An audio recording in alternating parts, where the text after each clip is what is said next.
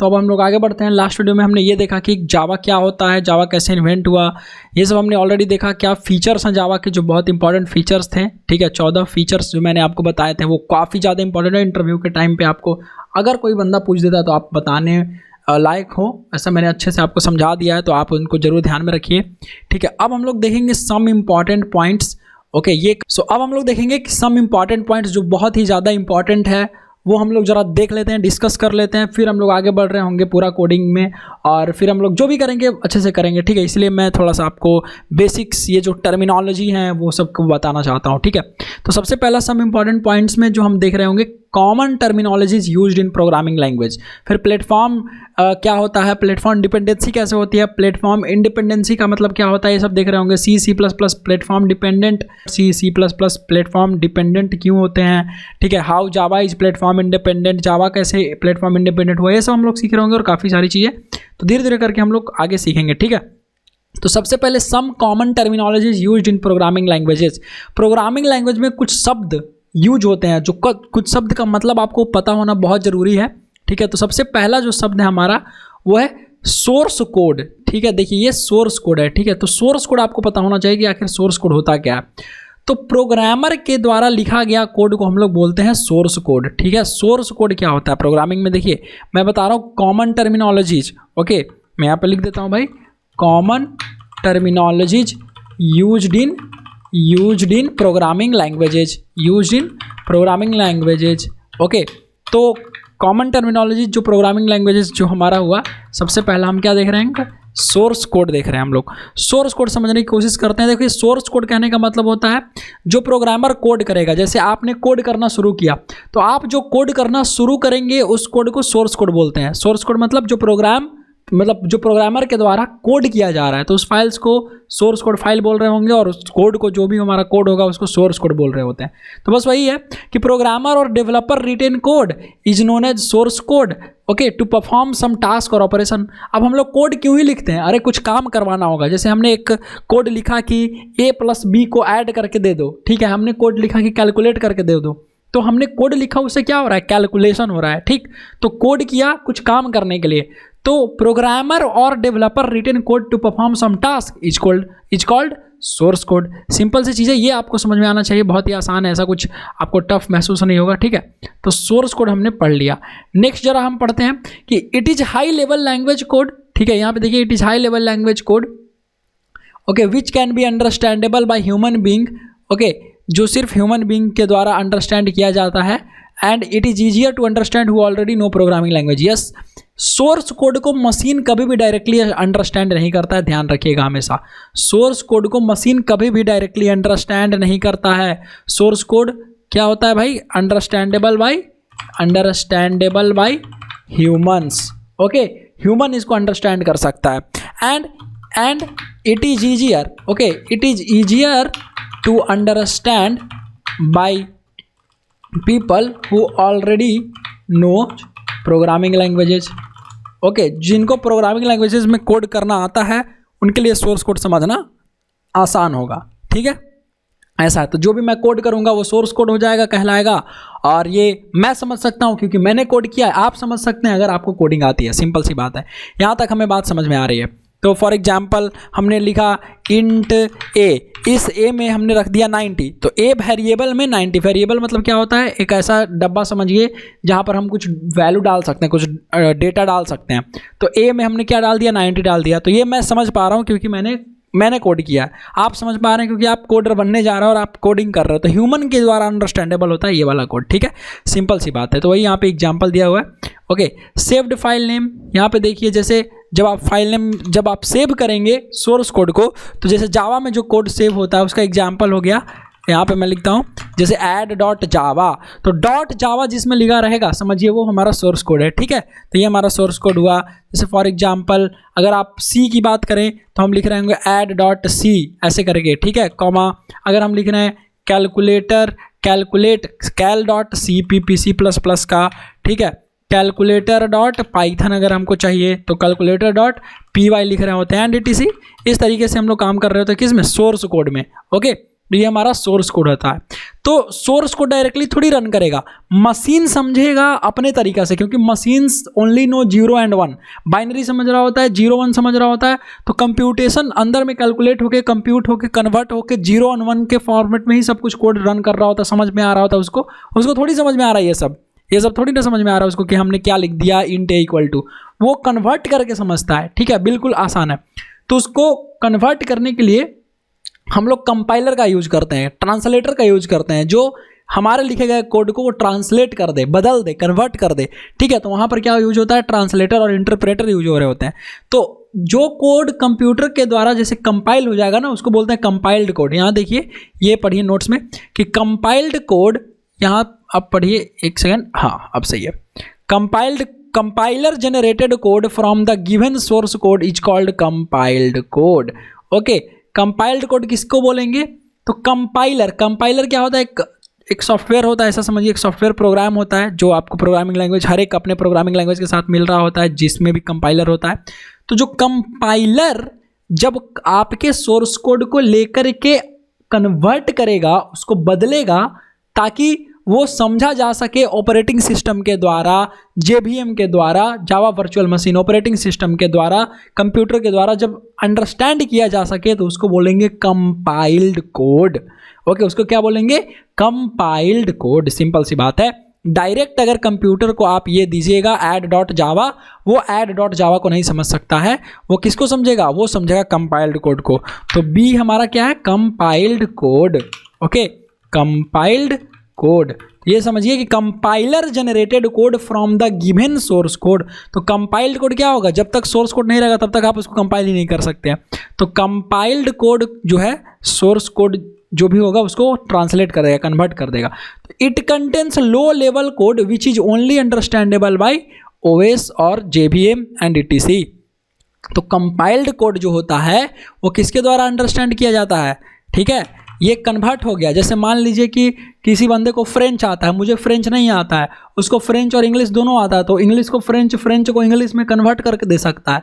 तो फ्रेंच कौन जान रहा है, वही बंदा, तीसरा बंदा राहुल, लेट से, तो राहुल फ्रेंच जान रहा है, मैं फ्रेंच नहीं जानता, तो मैं नहीं समझ सकता, तो सिर्फ राहुल समझ सकता है। उसी तरीके से कंपाइल्ड कोड जो है वो मशीन समझ सकता है, ह्यूमन नहीं समझ सकता है। अगर आप एक सोर्स कोड जो आपने कोड किया है उसको कंपाइल कर देंगे, उसको कंपाइलर के द्वारा आप उसको कंपाइल्ड कोड में कन्वर्ट करवा देंगे, तो उस वक्त उस कोड को, उस कंपाइल्ड कोड को जो आपका आउटपुट जनरेट होगा, आउटपुट, मैं रिजल्ट की बात नहीं कर रहा, प्रोग्राम एग्जीक्यूशन की बात नहीं कर रहा, अभी हम लोग एग्जीक्यूशन में नहीं गए हैं, जो भी जनरेट होकर आपको कन्वर्ट होकर जो फाइल मिलेगा उसको सिर्फ और सिर्फ मशीन समझ सकता है, ऑपरेटिंग सिस्टम समझ सकता है, आपका JVM समझ सकता है, हमारे बस की बात नहीं है। ठीक है, क्योंकि उसमें बहुत सारे वो अलग लैंग्वेज, मतलब वो जैसे तैसे वो कुछ अजीब तरह से वो लिखा होता है कोड, समझ गए, तो उसको बोल रहे होते हैं, क्या बोल रहे होते हैं कि भाई कंपाइल्ड कोड है। ठीक है, तो कंपाइल्ड कोड देखिए, जैसे C या C++ के कोड को, ठीक है, क्या बोलते हैं, जब वो कंपाइल होता है तो उसको बोलते हैं ऑब्जेक्ट कोड।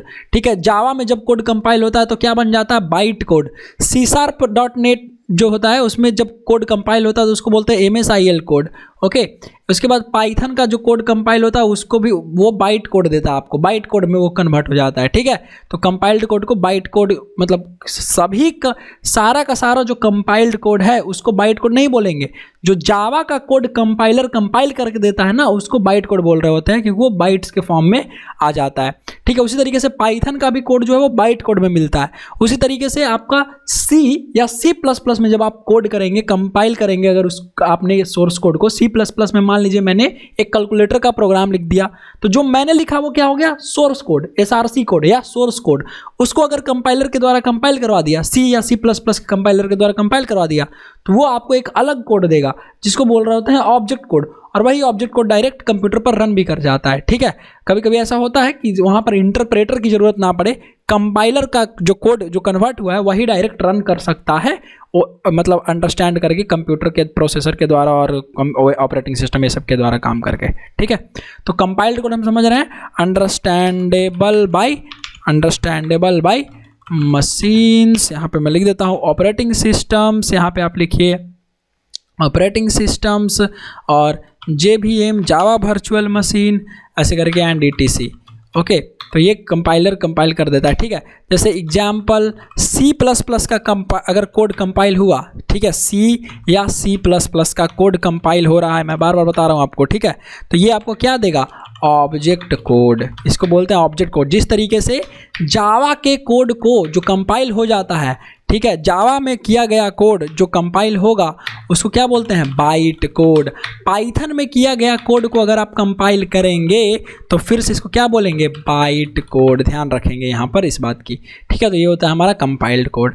अब आते हैं एग्जीक्यूटेबल कोड में। देखिए एग्जीक्यूटेबल कोड में the code that is ready to execute is called executable code, ठीक है। एग्जीक्यूट मतलब रन करना, ठीक है। तो वैसा कोड जो तैयार है पूरी तरीके से एग्जीक्यूट होने के लिए, रन होकर के आउटपुट देने के लिए, उसको क्या बोलते हैं, एग्जीक्यूटेबल कोड। ओके, तो मान लेते हैं कि हमने यहाँ पे एग्जाम्पल लिखा, ठीक है। यहाँ पे मैं जल्दी जल्दी आपको ये लिख के बताता हूँ, एग्जीक्यूटेबल कोड, ठीक है। तो ये the code that is ready to execute and is called executable code. For example ABC, okay. जैसे एग्जाम्पल में लिख देता हूँ, एग्जाम्पल हमने लिखा ABC.C, तो C में मैंने लिखा, C प्रोग्राम का यूज करके मैंने अपने सोर्स कोड का नाम लिखा ABC, या इसको और समझने के लिए हम बना देते हैं कैलकुलेट cal.c नाम का एक सोर्स कोड बनाया। तो सोर्स कोड बनाया तो इसको कंपाइल किया, ठीक है। यहाँ पे समझिए अच्छे से, इसको हम लोग समझते हैं। ओके, इसको ज़रा बड़ा कर लेते हैं, या यहाँ पे ही लिख देता हूँ मैं,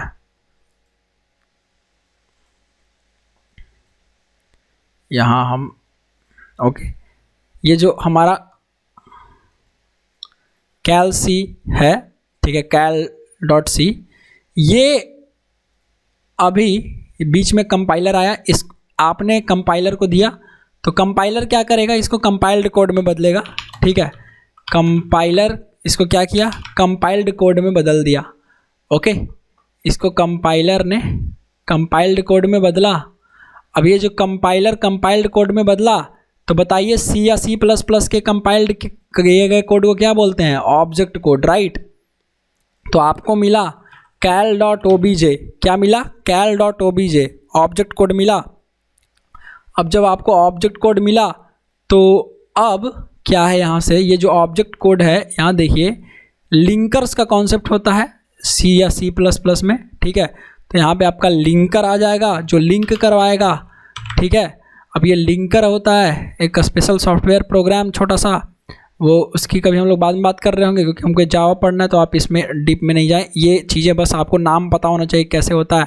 तो ये लिंकर क्या करता है कि भाई लिंक कर देता है एग्जीक्यूटेबल कोड के साथ, और एक एग्जीक्यूटेबल कोड बन जाएगा आपका abc.exe, और यही कोड जो है आपका रन कर जाता है, ठीक है। यही आपको आउटपुट दे देता है। यही ABC जो है एग्जीक्यूट होकर के, ये एग्जीक्यूटेबल ही नाम है इसका, ओके, abc.executable exe। इसीलिए जब भी आप कोई सॉफ्टवेयर प्रोग्राम डाउनलोड करते हैं, आप ध्यान से देखिएगा, जब भी आगे से कभी आप सॉफ्टवेयर डाउनलोड करेंगे किसी वेबसाइट से, गूगल से, कहीं से भी, विंडोज में, ठीक है, तो उसका .exe वर्जन डाउनलोड होगा। क्यों, क्योंकि exe वर्जन ही एग्जीक्यूट होगा। तो कोई भी सॉफ्टवेयर प्रोग्राम जब अब आगे से आप डाउनलोड करें तो ध्यान दें कि उसमें .exe लगा हुआ है, ठीक है। तो वो .exe लगा हुआ होगा तो आप समझना कि वो एग्जीक्यूट होने वाला कोड है, ठीक है। तो इसलिए आप जब VLC डाउनलोड करेंगे या कोई और सॉफ्टवेयर आप डाउनलोड करेंगे अपने क्रोम ब्राउज़र से या कहीं से इंटरनेट से, और इसको विंडोज़ पर इंस्टॉल करेंगे, तो देखिएगा वो .exe डबल क्लिक करना होता है और फिर वो एग्जीक्यूट होना शुरू हो जाता है प्रोग्राम का इंस्टॉलेशन। तो डैट इज़ एग्जीक्यूशन, ठीक है, एग्जीक्यूटेबल। तो इसको ये क्या देगा, आपको आउटपुट देगा, ओके। आई एम सॉरी, थोड़ा सा अगर आपको स्क्रीन पे रफ लिखा हुआ दिख रहा होगा तो क्योंकि यहाँ पे नोट्स में लिखा हुआ है तो मैं यहाँ पे दोबारा नहीं लिख रहा, ताकि ये सब छोटी छोटी चीज़ें जो आपको समझना है, तो हम लोग बहुत ज़्यादा इसमें टाइम नहीं लगाएंगे, इसको अच्छे से समझ लेंगे, बट ज़रूर, तो मैं समझा ही रहा हूँ, तो एक ही चीज़ को 4 बार लिखने की ज़रूरत है नहीं हमें, तो ठीक है। तो हमारा होता है एग्जीक्यूटेबल कोड। एग्जाम्पल अगर C में आप कर रहे हैं तो cal.c कंपाइलर होता है। कंपाइलर किस में कंपाइल करता है, cal.obj में। cal.obj में फिर ये जो cal.obj जो कंपाइल्ड कोड है लिंकर होता है। लिंकर क्या करता है, abc.executable कोड में को वो लिंक करवा देता है एग्जीक्यूटेबल कोड से, और ये आउटपुट आपको दे देता है। फॉर एग्जांपल अगेन अगर आप जावा की बात करें तो यहाँ पे मैं जावा के लिए लिख देता हूँ, ठीक है, इसको ब्लू कलर से लिख देते हैं। तो जैसे फॉर एग्जांपल अगर आपने मान लीजिए जावा बना दिया, ठीक है, cal.java, ये आपने क्या किया, ये आपने बनाया सोर्स कोड। अब इसको आपने कंपाइलर को दिया, ठीक है, कंपाइलर आया तो यहाँ से आगे गया, कंपाइलर ने इसको बना दिया cal.class, ठीक है, इसको क्या बोलते हैं, बाइट कोड, ठीक है। तो कंपाइलर के द्वारा जब जावा का कंपाइलर जब कंपाइल करता है कोड को तो वो बाइट कोड में देता है। तो बाइट कोड का जो एक्सटेंशन नेम होता है उसमें वो डॉट क्लास होता है। तो क्लास cal .class, ये जो डॉट क्लास आपको दिख रहा है वही क्या है हमारा, ये हमारा है बाइट कोड। अब बाइट कोड होता है, अब यहाँ पर लिंकर का कॉन्सेप्ट नहीं, यहाँ पे आता है JVM इंटरप्रेटर हमारा, ठीक है।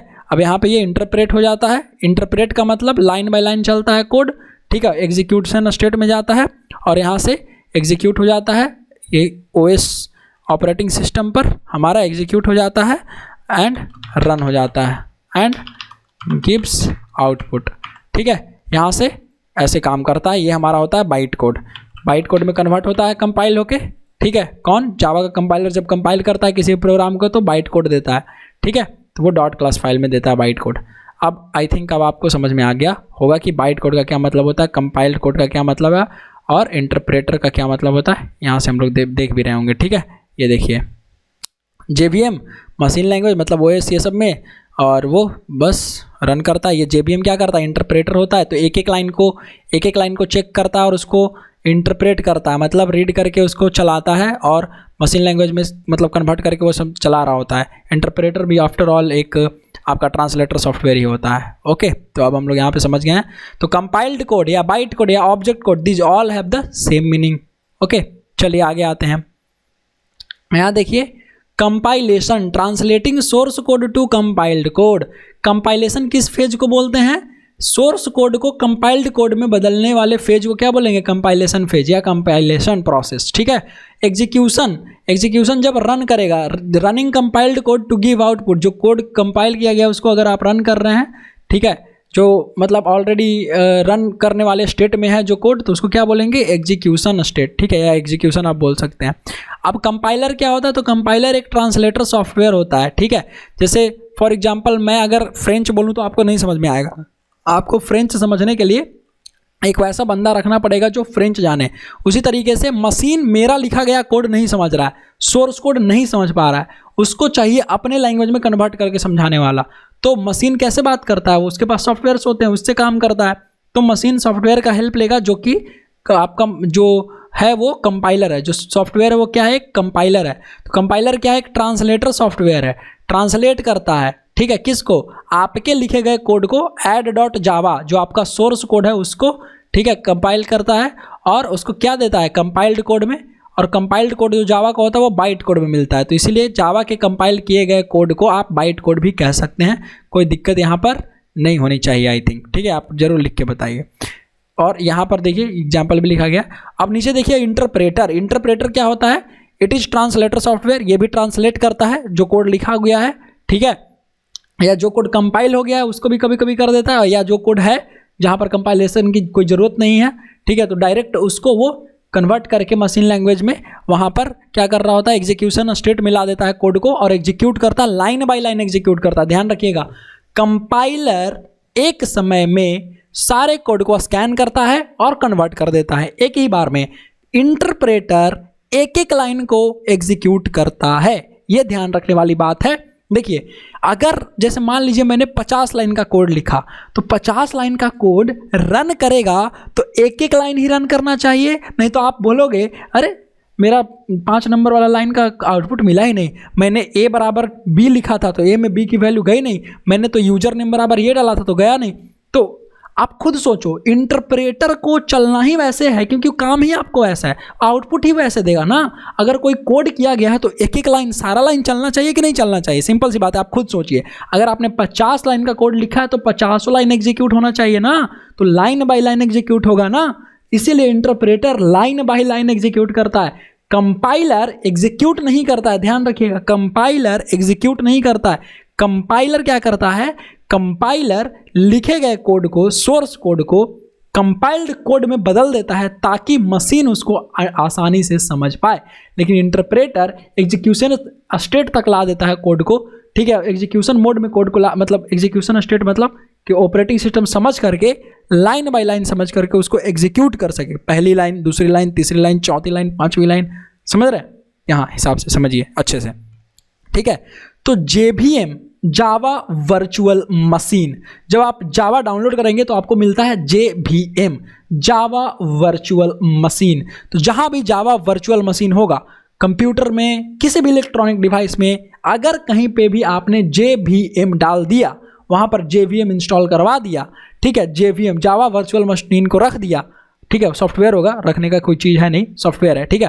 तो वो JVM कैसे होगा, जावा जब हम लोग डाउनलोड करेंगे तब आ रहा होगा, मैं बता रहा हूँ, ठीक है। तो JVM को अगर आपने रख दिया, डाउनलोड करवा के उसमें इंस्टॉल करवा दिया JVM को, वहाँ पर जावा का कोड रन कर सकता है, सिंपल सी बात है, ठीक है। तो जावा का कंपाइलर जावा के सोर्स कोड को लेगा, उसको डॉट क्लास फाइल में बनाएगा, जो ये डॉट क्लास लिखा हुआ है आप देखिए, ठीक है। ये डॉट क्लास क्या होता है हमारा, बाइट कोड होता है, ओके। तो ये डॉट क्लास हमारा क्या हो गया, बाइट कोड, और इसको फिर ये डॉट क्लास JVM लेता उठाता है, कहता है अरे ये बाइट कोड लिखा हुआ है, अच्छा ये तो एग्जीक्यूशन स्टेट में नहीं है, अभी तो मैं इसको रन नहीं कर सकता, तो ये फिर से कन्वर्ट करता है ऐसे लैंग्वेज में, ऐसे भाषा में जिसको कंप्यूटर पढ़ करके लाइन बाय लाइन एग्जीक्यूट कर दे। तो ट्रांसलेटर आपका इंटरप्रेटर भी है, कंपाइलर भी है। कंपाइलर एक ही बार में पूरे कोड को स्कैन करता है, एक ही फाइल को पूरा स्कैन किया, बस हो गया, ठीक है। लेकिन इंटरप्रेटर एक एक लाइन चेक करेगा, कहीं भी एरर आएगी तो प्रोग्राम आपका एरर थ्रो करेगा, ठीक है। तो कंपाइलर, अगर कंपाइलर एक ही बार में जब चेक कर रहा है कंपाइलेशन के वक्त, कंपाइलेशन मतलब सोर्स कोड को कन्वर्ट करना है कंपाइल्ड कोड में ताकि मशीन समझ सके, अगर इस वक्त कुछ दिक्कत आ गई तो जो एरर मिलेगा आपको मिलेगा कंपाइल्ड टाइम एरर, ठीक है। आपको क्या मिलेगा, कंपाइल्ड टाइम एरर। इंटरप्रेटर में आपको क्या मिलेगा एरर, वहां पर ज़्यादातर आपको केस में एक्सेप्शन मिलता है, ठीक है, रन टाइम एक्सेप्शन, ठीक है, इंटरप्रेटर के केस में, ठीक है। तो जब आपका कोड रन कर रहा होता है, अगर कुछ गलत हो, उसमें कुछ प्रॉब्लम आ गई तो आपको एक्सेप्शन मिल जाएगा, ये इंटरप्रेटर कहेगा अरे मैं इसको समझ नहीं पा रहा, देखो तुमने कुछ गलत किया है क्या, ऐसा, ठीक है, ये हो जाएगा। चलिए हम लोग इतना समझ गए।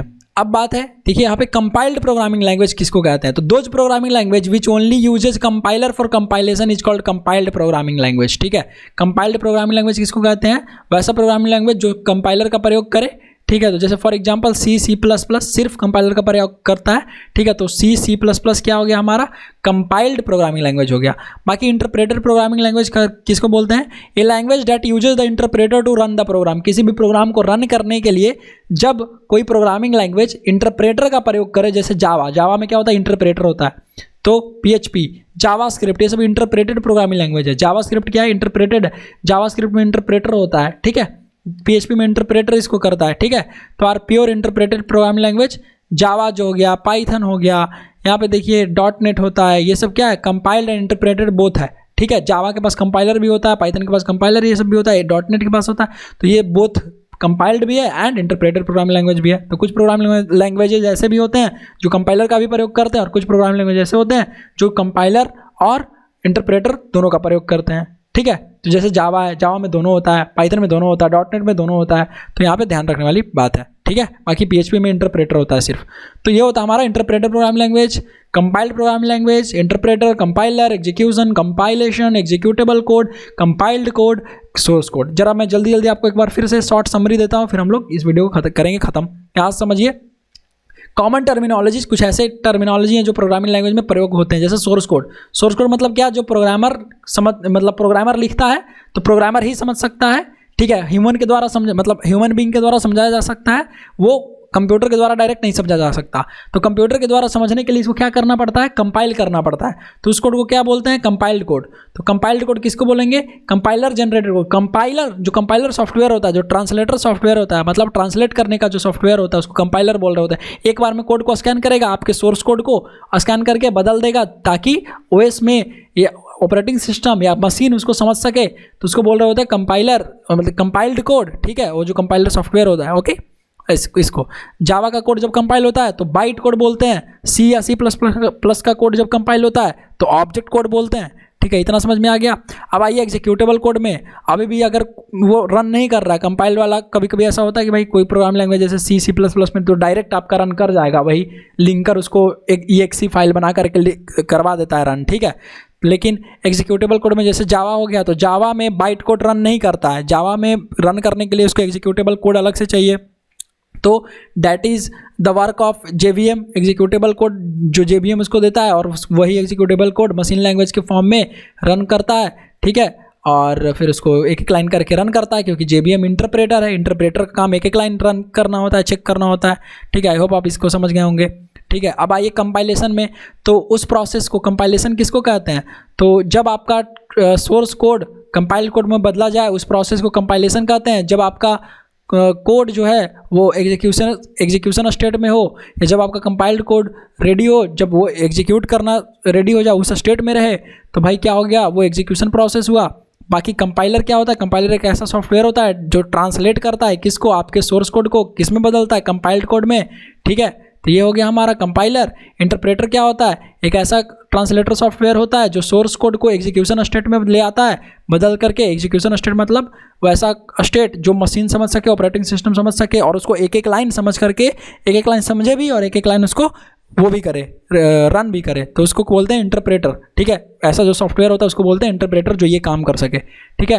Last but not the least this too, okay, कि भाई कंपाइल्ड प्रोग्रामिंग लैंग्वेज, वैसे प्रोग्रामिंग लैंग्वेज जो सिर्फ और सिर्फ कंपाइलर का प्रयोग करते हैं, फॉर एग्जांपल C++, ठीक है, तो इसको बोलेंगे कंपाइल्ड प्रोग्रामिंग लैंग्वेज। ये प्योरली कंपाइल्ड, ऐसा मतलब यहाँ पर जो है C++ हो गया, वो कंपाइल्ड प्रोग्रामिंग लैंग्वेज हो गया, ऐसा आप बोल सकते हो, ठीक है। बाकी इंटरप्रेटेड प्रोग्रामिंग लैंग्वेज, तो इंटरप्रेटेड प्रोग्रामिंग लैंग्वेज में कुछ ऐसे प्रोग्रामिंग लैंग्वेज है जो a language that uses interpreter, वैसा प्रोग्रामिंग लैंग्वेज जो इंटरप्रेटर का प्रयोग करके रन करवा दे कोड को, उसको बोलते हैं इंटरप्रेटेड प्रोग्रामिंग लैंग्वेज। जैसे इसमें C++ नहीं आएंगे, ध्यान रखिएगा, C++ नहीं आएंगे, क्योंकि उनका जो बाइट कोड, उनका जो कंपाइल्ड कोड होता है, ठीक है, तो लिंकर उस कंपाइल्ड कोड को EXE एग्जीक्यूटेबल कोड में बदल देता है और वो रन हो जाता है, ठीक है। तो उसमें इंटरप्रेटर की जरूरत नहीं पड़ती है C++ के कोड में। यहाँ पर इंटरप्रेटेड प्रोग्रामिंग लैंग्वेज में, जैसे फॉर एग्जांपल PHP का कोड इंटरप्रेटर रन करवाता है और एग्जीक्यूट करवाता है लाइन बाय लाइन। जावास्क्रिप्ट का कोड इंटरप्रेटर रन करवाता है और उसको समझता है लाइन बाय लाइन। जावा का कोड में तो दोनों यूज होता है, जावा प्रोग्रामिंग लैंग्वेज में दोनों यूज होता है।